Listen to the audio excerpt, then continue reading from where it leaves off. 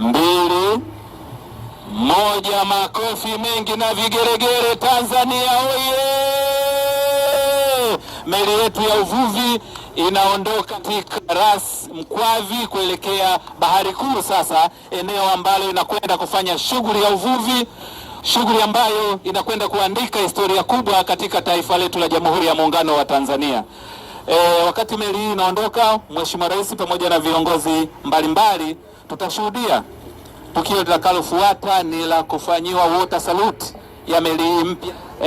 Shughuli ya uvuvi ya meli yetu ya Tafiko kwenye Bahari Kuu inakwenda kuanza rasmi.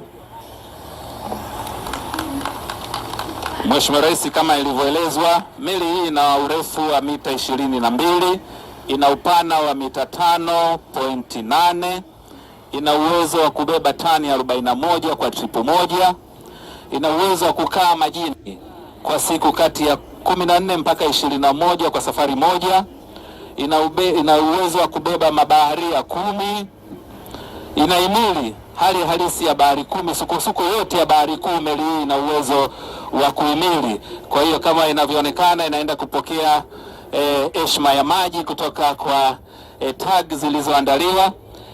Kwa kweli naomba tupige makofi tena. Tanzania oye! Uvuvi oye!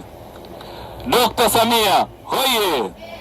Asante sana Mheshimiwa Rais.